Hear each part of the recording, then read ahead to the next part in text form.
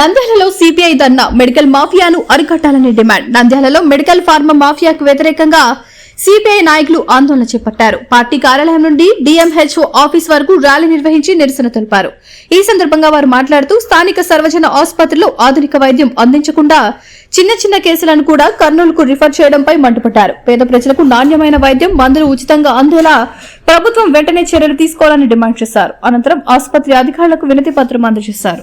నకిలీ మందులు అమ్ముతున్నటువంటి డ్రగ్స్ మాఫియాపై చర్యలు వెంటనే నకిలీ మందులు కాపాడండి. డ్రగ్స్ మాఫియా నుండి పేద ప్రజల ఆరోగ్యాన్ని కాపాడండి. డ్రగ్స్ మాఫియాపై పేద ప్రజల ఆరోగ్యాన్ని నకిలీ మాఫియాకు వ్యతిరేకంగా పోరాడతాం. నకిలీ డ్రగ్స్ మాఫియాకు వ్యతిరేకంగా వ్యతిరేకించండి. పీపీపీ విధానాన్ని వ్యతిరేకించండి. పీపీపీ విధానాన్ని పోరాడతాం. ప్రభుత్వ మెడికల్ కళాశాల ప్రైవేటీకరణకు వ్యతిరేకంగా పోరాడతాం. ప్రభుత్వ మెడికల్ కళాశాల ప్రైవేటీకరణకు వ్యతిరేకంగా మాఫియాని అరికట్టాలి. డ్రగ్స్ మాఫియాని అరికట్టాలి. డ్రగ్స్ మాఫియాని రద్దు చేయాలి. ట్రిపుల్ పి విధానాన్ని రద్దు చేయాలి. ట్రిపుల్ పి విధానాన్ని రద్దు చేయాలి. ట్రిపుల్ పి విధానాన్ని వర్ధిల్లాలి భారత కమ్యూనిస్ట్ పార్టీ. వర్ధిల్లాలి భారత కమ్యూనిస్ట్ పార్టీ. సిపిఐ వర్ధిల్లాలి భారత కమ్యూనిస్ట్ పార్టీ. కాపాడండి పేద ప్రజల ఆరోగ్యాన్ని. కాపాడండి పేద ప్రజల ఆరోగ్యాన్ని.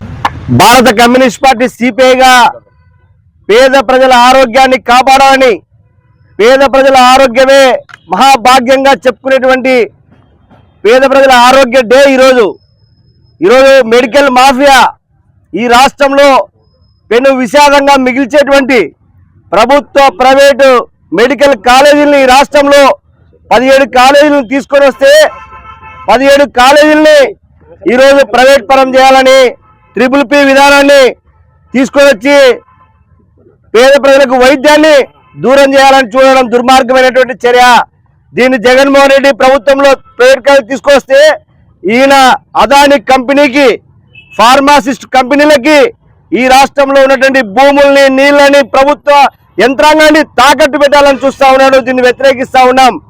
దాంతో పాటు ప్రధానంగా రాష్ట్రంలో కానీ లేదా నంద్యాల జిల్లాలో ఉన్నటువంటి నంద్యాల పట్టణ కేంద్రంలో మెడికల్ మాఫియాగా ఏర్పడి ఈరోజు ఒక హాస్పిటల్లో ఒక వైద్యం కోసం పోతే ఎవరన్నా పేదవాడు ఆ వైద్యాన్ని చూపించుకోవడానికి ఆయన హాస్పిటల్లో ఫీజు ఎంత చెప్తే అంత కట్టాలి, లేకపోతే వేరే హాస్పిటల్కి పోతే ఆ హాస్పిటల్లో చేర్పించుకోవాలంట. ఇది ఎక్కడ అన్యాయం? దీనికి వత్తాసి ఈ జిల్లాలో బతుకుతా ఉంటే రాష్ట్ర వ్యాప్తంగా కూడా అలాంటి మాఫియాగా ఏర్పడారు. కాబట్టి ఈరోజు సిపిఐగా యుద్ధం ప్రకటిస్తా ఉన్నాం. పేద ప్రజల తరపున పోరాడే ఎర్ర జెండా పార్టీగా ఖచ్చితంగా ఫార్మసిస్టు కంపెనీల మీద ఈరోజు మధ్యప్రదేశ్ చెప్పారు మా వాళ్ళు మాట్లాడుతూ, మధ్యప్రదేశ్ లో ఒక మెడిసిన్ తయారు కావడానికి ₹1,00,000 అయితే ఆంధ్రప్రదేశ్కి వచ్చే లోపల 20 లక్షలు, నంద్యాలకు వచ్చే లోపల 50 లక్షలు. మీకు స్పష్టంగా ఆధారాలు ఉన్నాయి. ఏ ల్యాబ్ లో ఎంత టెస్ట్ చేయాలని, డిస్ప్లే చేయాలని గవర్నమెంట్ రూల్స్ ఉన్నా ఆ రూల్స్ బ్రేక్ చేసేది హెల్త్ మాఫియా. అదేవిధంగా ఏ మందుకు, పారాసిటమాల్ మందుకు ఎంత ఇవ్వాలి, ఏ ఇంజక్షన్ కి ఎంత కొనుగోలు చేయాలని పక్కాగా మెడికల్ స్టోర్ లో డిస్ప్లే ద్వారా వేయాల్సినటువంటి దాన్ని ఈరోజు ఏ ఒక్క మెడికల్ స్టోర్ లో కూడా అలాంటి డిస్ప్లే చేయలేదు. కాబట్టి ఈరోజు సిపిఐ పోరాటం చేస్తా ఉంది. మీకు చిత్తశుద్ధి ఉంటే డ్రగ్ ఇన్స్పెక్టర్లు కానీ, డిఎంఎన్హెచ్ఓ అధికారులు కానీ వాళ్ళ నుంచి మామూలు ముట్టకపోతే మీరు ఎందుకు మెడికల్ స్టోర్ల మీద తనిఖీలు చేయలేదు? ప్రైవేటు హాస్పిటల్ మీద మీరు ఎందుకు తనిఖీలు చేయలేదు? వాళ్ళు ఇచ్చేటువంటి మామూళ్ళకి అలవాటు పడి పేద ప్రజల ఆరోగ్యాన్ని తాకట్టు పెడతారా? ఎవరిచ్చాడు మీకు హక్కు? ఈరోజు ₹1,00,000 మీరు డబ్బులు ప్రభుత్వం జీతాల ద్వారా తీసుకొని మీరు చేయాల్సిన పని చేయకుండా మీ ఇష్టారాజ్యంగా ఉన్నారు. ఈరోజు ఏ గవర్నమెంట్ పేద బిడ్డ అయినా ఇదే గవర్నమెంట్ హాస్పిటల్కి బాలింత కడుపు ప్రసవం కోసం వస్తే వీళ్ళు సిగ్గు లేకుండా ప్రైవేట్ హాస్పిటల్కి పంపిస్తారా? ప్రైవేట్ హాస్పిటల్ పంపిస్తే ఒక్క సిజరిన్ కాన్పుకి 50,000 నుంచి ₹1,00,000. ఇదే నంద్యాలలో ఎన్ని ప్రైవేట్ కాలేజీలు, హాస్పిటల్లో ఎంతవరకు తనిఖీలు చేశారు? ఎక్కడన్నా ఒక్క చర్యన తీసుకున్నారా? డిఎంఎన్హెచ్ఓ గారు, డ్రగ్ ఇన్స్పెక్టర్ గారని సిపిఐగా ప్రశ్నిస్తా ఉన్నాం. దీని రాబోయేటువంటి రోజుల్లో ఖచ్చితంగా అనుమతి లేని ల్యాబులు నడుపుతున్నటువంటి వాళ్ళ మీద, మెడికల్ స్టోర్లలో అనుమతి లేకుండా నడుపుతూ ఒకరి పేరు మీద మరొకరి పేరుతో నడిపిస్తున్న వాళ్ళ పేరు మీద మీరు తనిఖీలు చేయకపోతే మీ అవినీతికి బయట పెడతాం. మీరు ఎంతెంత డబ్బులు తీసుకొని మామూలు మత్తులు అలవాటు పడి పేద ప్రజల ఆరోగ్యాన్ని తాకట్టు పెడుతున్నారు, దాన్ని ఖచ్చితంగా బయట పెడతామని సిపిఐగా హెచ్చరిస్తూ ఈ కార్యక్రమంలో మరింత ముందుకు తీసుకుపోతామని తెలియజేస్తా ఉన్నాం. రాష్ట్ర వ్యాప్తంగా సిపిఐ ఆధ్వర్యంలో మెడికల్ మాఫియాను అరికట్టాలని, అదేవిధంగా ప్రభుత్వం ప్రవేశపెట్టిన పిపిపి విధానాన్ని రద్దు చేయాలని చెప్పి ఈరోజు నంద్యాల జిల్లా కేంద్రంలో ఈ డిఎంఓ ఆఫీస్ ఎదుట ధర్నా నిర్వహించబడుతుంది. ముఖ్యంగా ఇవాళ చెప్తున్నాం ఒకటే, ఈరోజు ప్రభుత్వము ఈ మెడికల్ కాలేజీలను ప్రైవేటీకరణతో పాటు ప్రభుత్వము ఎక్కడ ప్రభుత్వ స్థలం ఉన్నా దాన్ని ప్రైవేట్కి ఇచ్చేదానికి కుట్ర పడుతుంది.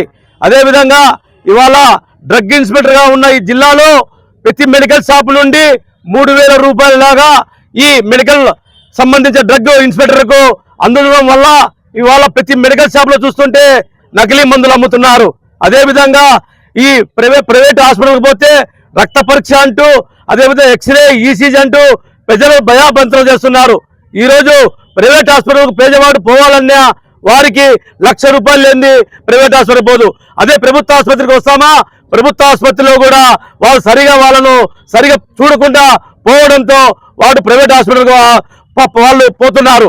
అంతేకాకుండా ఇవాళ ఈ డిఎంహెచ్ఓ గారు ఉన్నారు, ప్రైవేట్ హాస్పిటల్లో ఉన్న నిబంధనలను ఏమాత్రం పట్టించుకోకపోవడంతో ఈరోజు ప్రైవేట్ హాస్పిటల్లో అనేక వసతులు ప్రజలకు అందడం లేదు. కాబట్టి ఇవాళ ఇప్పటికైనా కానీ సిపిఐ పెట్టే ఈ యుద్ధాన్ని మీరు గమనించాలా.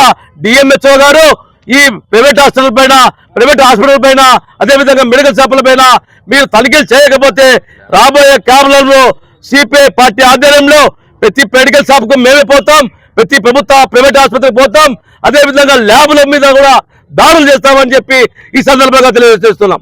ఈరోజు మెడికల్ మాఫియాను అరికట్టాలని చెప్పేసి రాష్ట్ర పిలుపులో భాగంగా ఈరోజు డిఎంహెచ్ఓ ఆఫీసు నందు నిరసన కార్యక్రమం చేపట్టింది. అయితే వీటి యొక్క ముఖ్య సంరక్షణ అతి విచిత్రం ఏంటంటే, మెడికల్ మినిస్టర్ అయినటువంటి సత్యకుమార్ యాదవ్ గారు కూడా ఇంతవరకు మెడికల్ ప్రభుత్వ హాస్పిటల్ పైన కానీ ఏ విధంగా కూడా మెరుగుపరచడం లేదు. మా దగ్గర డబ్బులు లేవని చెప్పడం చాలా సిగ్గుచేటు. ఆరోగ్యశ్రీ అనేది గత ప్రభుత్వం ఏర్పాటు చేస్తే ఈ రోజు ఆరోగ్యశ్రీకి కూడా నిధులు ఇవ్వలేదని చెప్పేసి, మా దగ్గర డబ్బులు లేవని చెప్పేసి, వైద్యం అందిలేవని చెప్పడము చాలా సిగ్గుచేటు అని చెప్పేసి మనం చెప్తున్నాం. ఎందుకు ఆ పదం వాడుతున్నామంటే, మీకు కేంద్ర ప్రభుత్వం నుంచి 567,000 కోట్ల రూపాయలు మీకు డబ్బులు ఇస్తే ఈ రోజు మీ దగ్గర ధనం ఎక్కడ పోయింది? ఒకరినొకరు పొగడడానికి తప్ప ఆ డబ్బులు ఏం చేస్తున్నారు? వైద్యానికి ఎందుకు ఖర్చు పెట్టలేకపోతున్నారు? మీ యొక్క ఆస్తులు తాకట్టు పెట్టినా కూడా ఈ రాష్ట్రాన్ని 20 సంవత్సరాలు కూడా యథావిధిగా అధికారం లేక కూడా పరిపాలన చేసేంత డబ్బులు మీ కాళ్ళ ఉంచుకొని ఈరోజు మీరు విగ్రహాలు కట్టడానికి 1,756,000 కోట్ల రూపాయలు ప్రజాధనాన్ని దుర్వినియోగం చేస్తున్నారు. అదే డబ్బుతో ఎంత ప్రజలకు మెరుగైన వైద్యం మీరు అందించలేరు.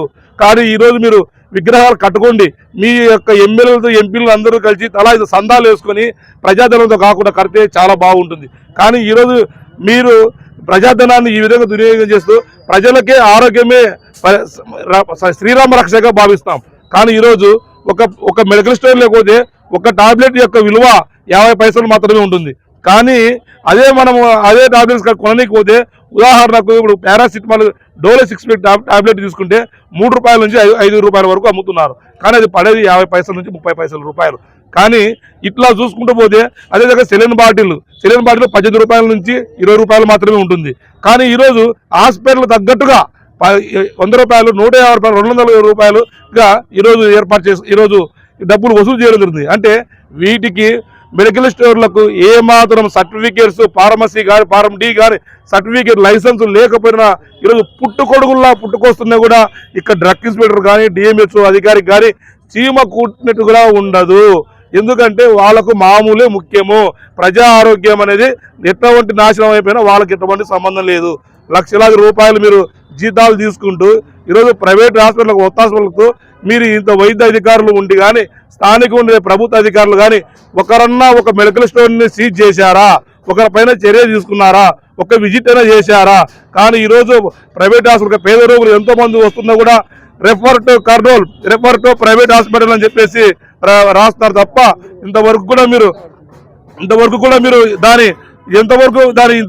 దాని పరిగణనలోకి తీసుకోవడం అనేది చాలా బాధాకర విషయం. కాబట్టి తక్షణమే మీ యొక్క వైఖరి మానుకోవాలి. ఆరోగ్యశ్రీ బిల్లులు వెనకపోతే మంజూరు చేయాలి. ప్రభుత్వ వైద్యము పేదలకు సక్రమంగా అందించే విధంగా మీరు ఏర్పాటు చేయాలి. లేని పక్షంలో కలిసి వచ్చే విద్యార్థి యువజన ప్రజా సంఘాలన్నీ కలుపుకొని కూడా పెద్ద ఎత్తున ఆందోళన కార్యక్రమం శ్రీకారం చుడతామని చెప్పేసి కూడా తెలియజేస్తున్నాం. ఆరోగ్యమే బాగుండాలంటే మీ యొక్క ఈరోజు పీపీపీ విధానము అనేది ఉంది. పీపీపీ విధానం అంటే మన ప్రైమ్ మినిస్టర్ నరేంద్ర మోడీ గారు, చంద్రబాబు నాయుడు గారు, పవన్ కళ్యాణ్ గారు అనే మీనింగ్ పరంగా ఈరోజు పీపీపీ విధానాన్ని అమలు చేశారు.